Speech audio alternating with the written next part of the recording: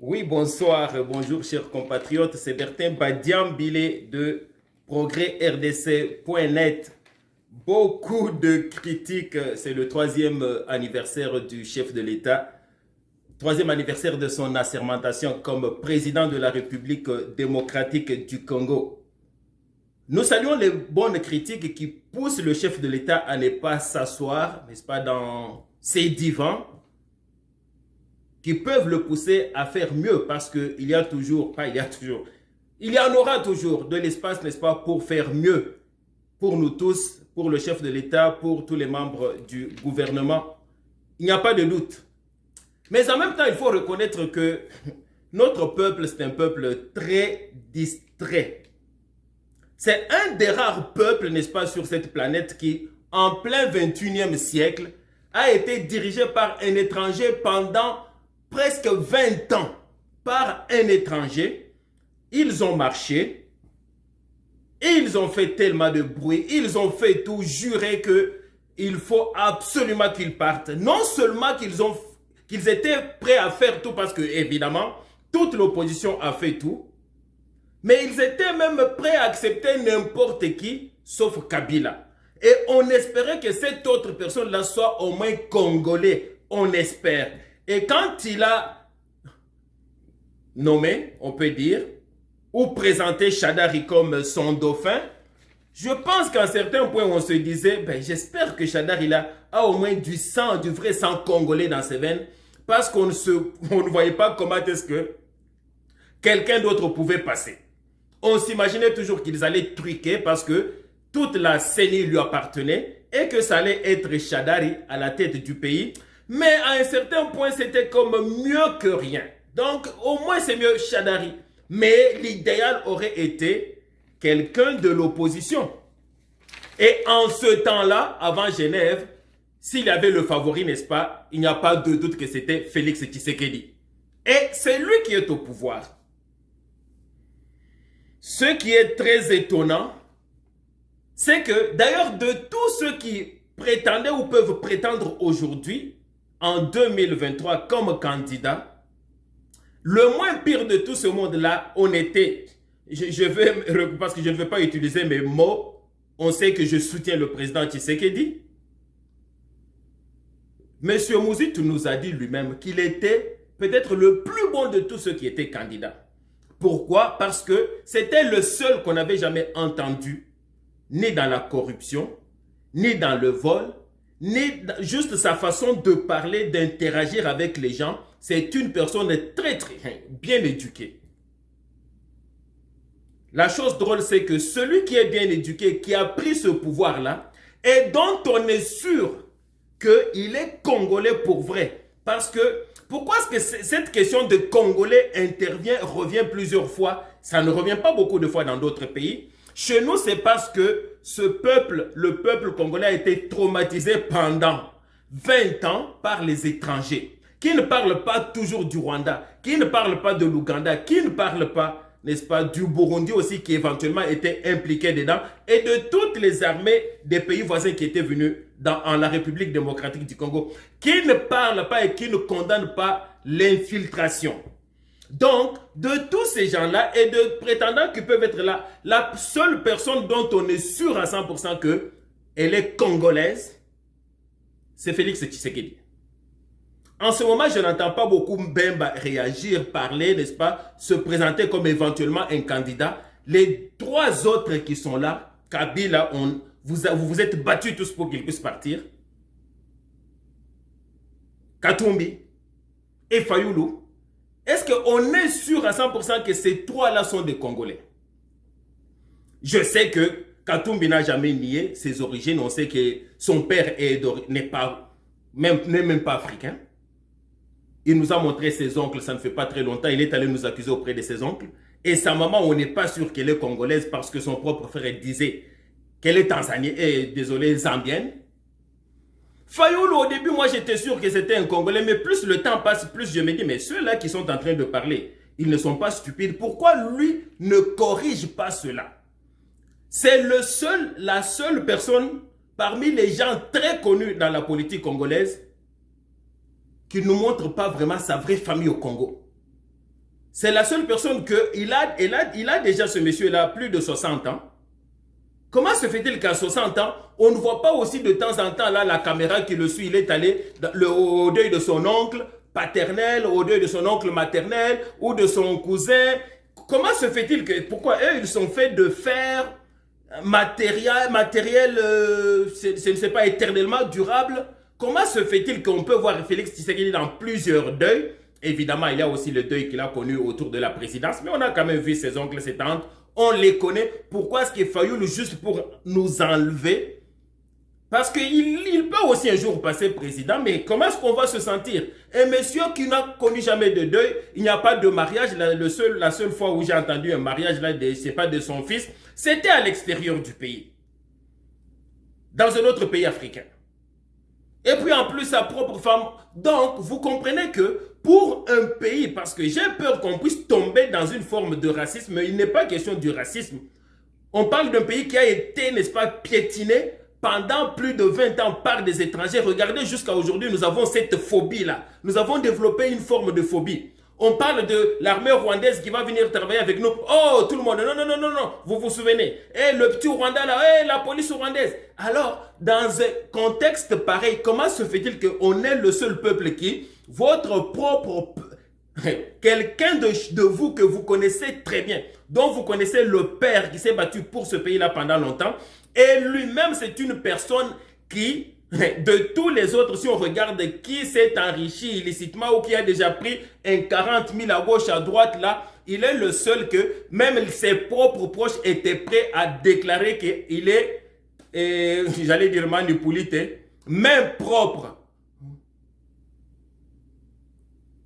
Et c'est quoi le terme qui a été utilisé? Maboko Pembe.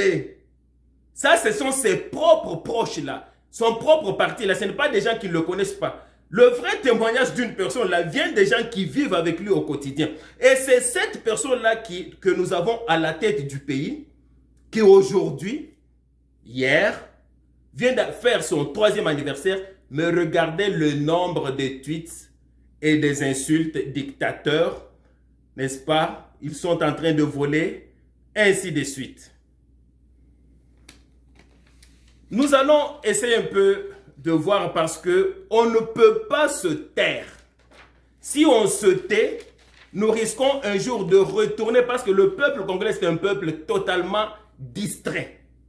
Parce que je ne crois pas qu'il y a vraiment beaucoup de peuples dans ce monde au 21e siècle qui ont été dirigés par les étrangers. Et puis que les étrangers, un petit pays là juste de voisins, et qui le soutenaient, les mêmes Congolais.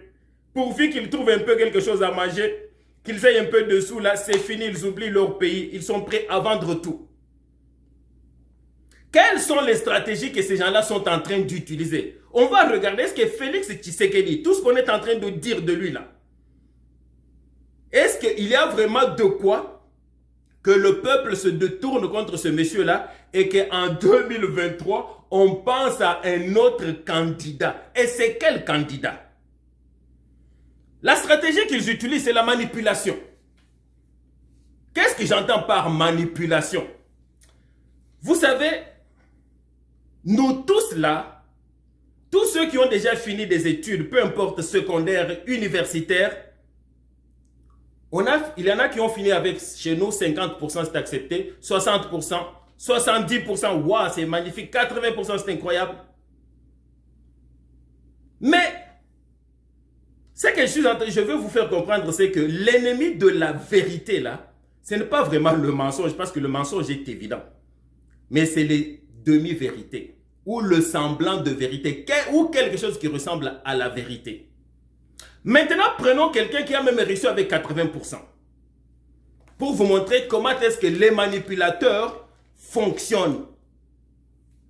Si quelqu'un a eu 80%, ça veut aussi dire que il y a un 20% qui a échoué.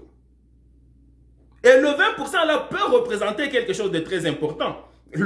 L'ignorance là de ce petit 20% là, ça peut créer un jour sur 1 million d'avions qui circulent là, peut-être 1-2 avions peuvent tomber à cause de cette ignorance là de 20%. Alors un manipulateur là, prenons un enseignant manipulateur là, qui est méchant, qui est mauvais, qui n'aime pas un enfant, qui veut convaincre les parents, surtout si les parents eux-mêmes n'ont jamais étudié, ne savent pas c'est quoi, il va leur dire la vérité. Hey, mais vous savez quoi, votre enfant là a échoué tel problème, il ne connaît pas cette théorie, regardez, je lui ai posé la question, il n'a pas répondu. Effectivement, il a raison. Et s'il est prêt toujours à aller parler de ce 20% que le garçon a échoué là, le garçon peut finir lui-même par se convaincre qu'il n'est pas intelligent, il va échouer. Et les parents peuvent penser, mais c'est vrai, notre enfant lui-même a accepté. Ça, c'est la vérité. Donc, quand il le condamne de ces 20% là qu'il a échoué, c'est la vérité. Mais sauf que l'autre vérité, c'est que il a réussi. Il connaît aussi 80% qui est comme waouh, félicitations. Revenons maintenant, parce que Félix Tshisekedi, on ne peut pas le comparer à des présidents qui n'existent pas là, des présidents hypothétiques là, qui dirigeraient le pays là, hypothétique là. On va le comparer à ceux qui ont été présidents chez nous, qui ont, parce que les pommes, il faut les comparer avec les pommes, les oranges avec les oranges. On ne va pas comparer Tshisekedi avec, je ne sais pas, le premier ministre canadien ou le président des États-Unis qui se retrouve avec toute autre situation là. Comparons-le à ceux qui ont eu la chance de diriger chez nous. Mobutu, oublions Kassavou parce que je ne pense pas qu'il a eu vraiment la chance de diriger, de faire quelque chose, de laisser son empreinte. Mouzé, lui non plus n'a pas eu vraiment la chance de faire vraiment un mandat, mais on le considère un mandat. Je ne pense pas qu'il avait été élu aux élections là. Et Kabila, les deux là ont eu beaucoup de temps. Maintenant, quand quelqu'un est en train de vous dire que Tshisekedi et dictateurs, ils sont en train, n'est-ce pas, le président et son alentour à s'enrichir de façon illicite. Les besoins humanitaires des Congolais ne sont pas respectés. Les conditions, le social des Congolais n'est pas là, n'est pas respecté. Commençons tout d'abord par le plan humanitaire. Moi, personnellement, là, quand je compare, parce que je ne veux pas me laisser manipuler par ceux-là qui me parlent toujours du 20%, je vais aussi regarder le 80%. Est-ce que ce monsieur-là n'a pas 80% comparé à ceux qui l'ont précédé? Combien de morts nous avons? Le temps de Mobutu et le temps de Kabila. Combien de fausses communes? Et combien de fausses communes on voit chez Tshisekedi? Combien de cadavres jetés dans le fleuve dans les gouvernements passés? Combien de cadavres jetés dans le fleuve par le président Tshisekedi? Combien d'opposants arrêtés dans le passé et combien d'opposants arrêtés aujourd'hui? Combien de journalistes arrêtés? Combien de gens de mouvements citoyens arrêtés? Combien de défenseurs de droits de l'homme arrêtés et tués du temps de Kabila? Et pourquoi pas du temps de Mobutu, comparé à aujourd'hui, le temps de Tshisekedi? Combien de morts dans des manifestations? Parce qu'il y en a eu. Ne parlons pas de l'armée dans les rues du temps de Kabila. Est-ce que nous voyons tout cela aujourd'hui? Mais quand on parle de cette dictature-là, elle est cachée où?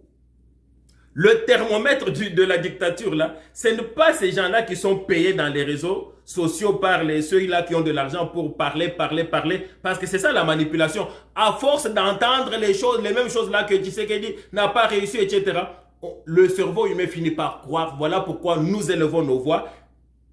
Voilà pourquoi nous contestons cela, parce que c'est ridicule. Il a échoué peut-être un 20%, un 30%, mais ça reste toujours un élève qui a passé avec 60%, c'est beaucoup. Tu ne vas pas le comparer avec quelqu'un qui a tué rempli de fausses communes. On ne va pas le comparer avec quelqu'un. Déjà, là, je me souviens, on appelait certains amis au Congo. Hey, est-ce que Kabila, oh, il ne voulait même pas entendre ce mot-là. Est-ce qu'aujourd'hui, il y a des gens qui ont peur de citer le nom Tshisekedi?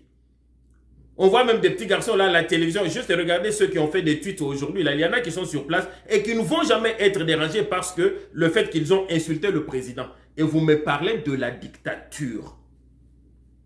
Non. Nous sommes très chanceux d'être tombés sur ce monsieur-là. Très, très chanceux. Parce que c'est vraiment un des rares Africains que l'on peut insulter. Non seulement on peut insulter, on a même empoisonné beaucoup de gens autour de lui. Tous nous savons qu'ils ont été empoisonnés parce que la façon qu'il cherchait à l'affaiblir, c'était de détruire, de tuer tous ceux qui lui donnaient, qui faisaient un peu sa force autour de lui. Et puis, il n'a pas fait de répression. On n'a pas vu des gens en prison, on n'a pas vu des opposants.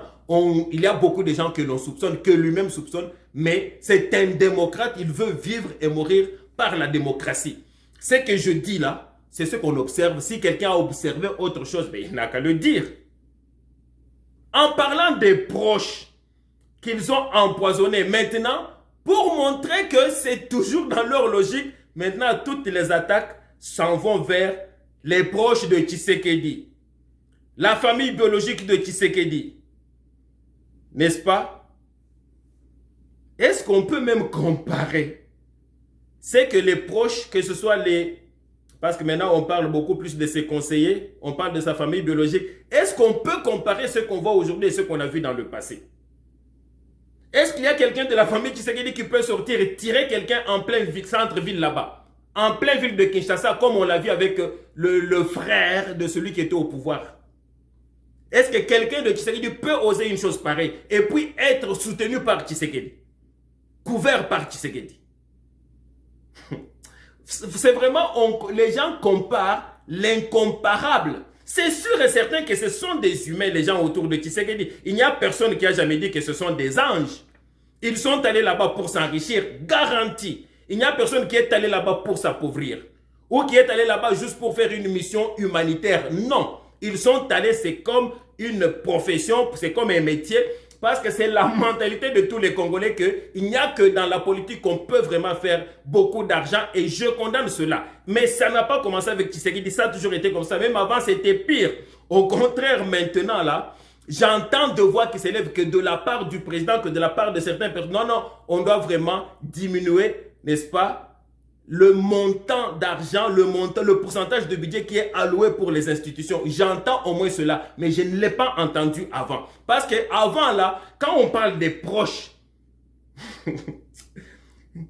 on entendait des gens qui volaient des 200 millions, 300 millions, 400 millions parmi les proches du président, qui allaient même les condamner.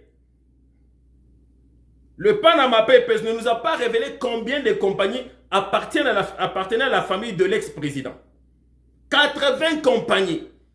Qu'est-ce qui n'appartenait pas au gouvernement, qui n'a pas eu de compagnies littéralement parallèles pour tuer les compagnies de l'État et maintenant tout leur appartient, que ce soit des ports, que ce soit même des compagnies dans le pétrole, dans l'alimentation, dans tout leur appartenait. Est-ce que nous avons vu cela avec Tshisekedi? Franchement.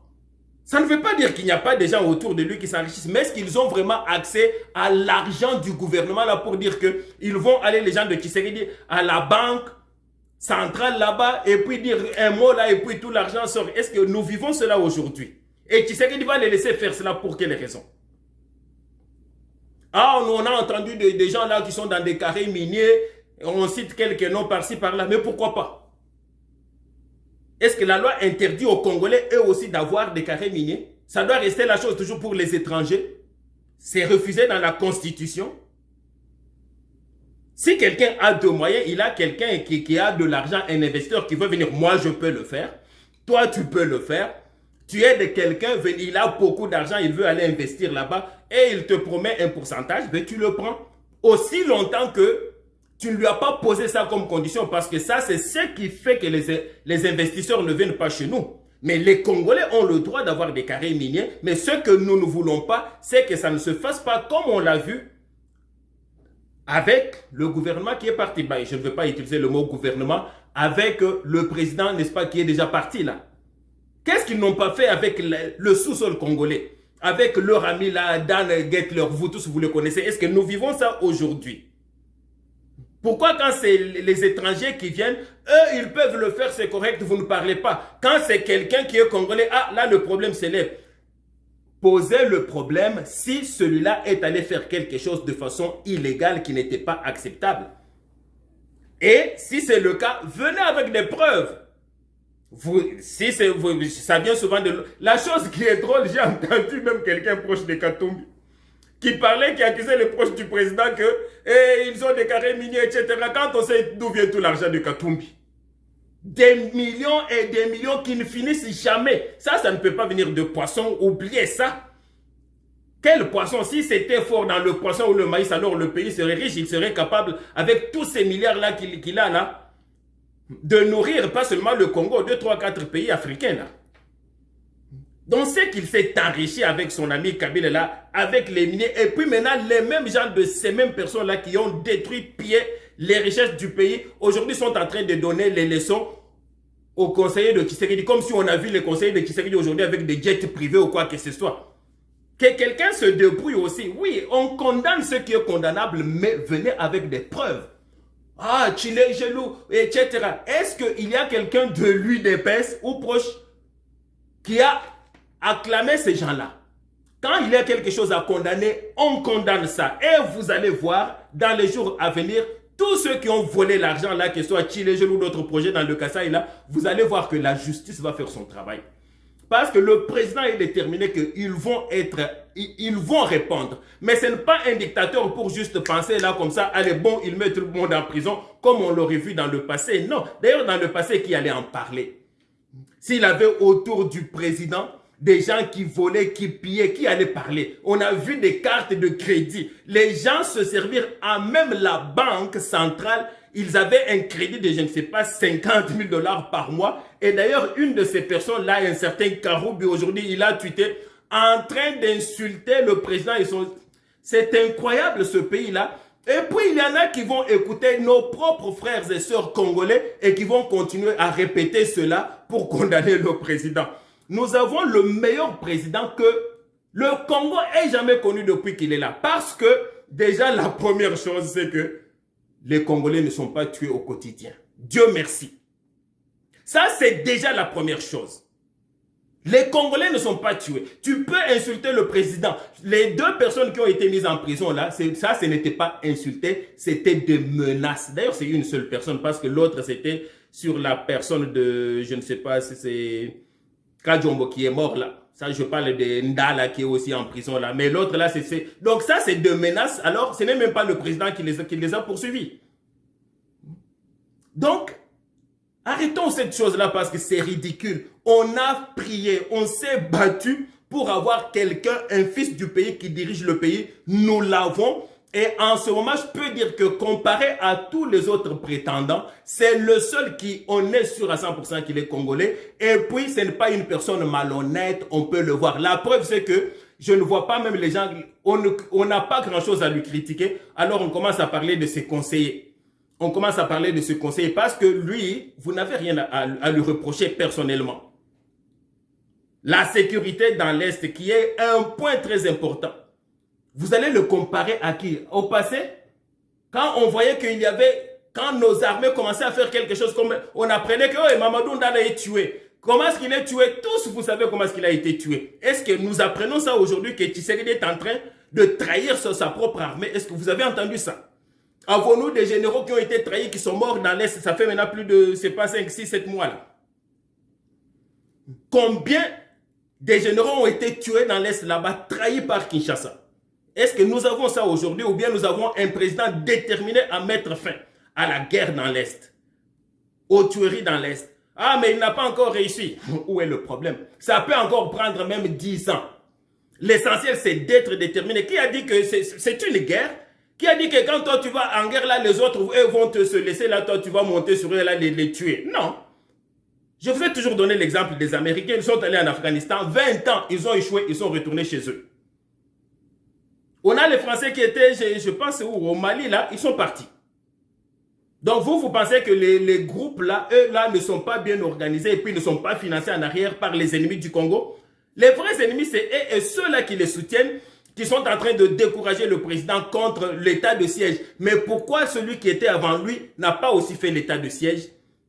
Tout ce qu'il a fait, est-ce que ça a marché? Nos frères et sœurs de l'Est ont été tués pendant 20 ans. Tués, massacrés, violés. Maintenant, vous avez quelqu'un qui est fils du pays et sincèrement fils du pays, prêt à mettre son effort pour l'aider et vous commencez à le critiquer et critiquer que ça n'a pas marché. Bien sûr que ça n'a pas marché, mais c'est en train de marcher. Est-ce que quand, tout d'abord, parlons même des choses qui marchent. Vous le défiez sur beaucoup de points. Dès que ce point-là commence à marcher, est-ce qu'il y a quelqu'un de vous qui en parle encore? Tout de suite, vous passez au prochain. Tout de suite, on passe au prochain point. Les passeports. Parce que le social, c'est ce qui revient très souvent, non?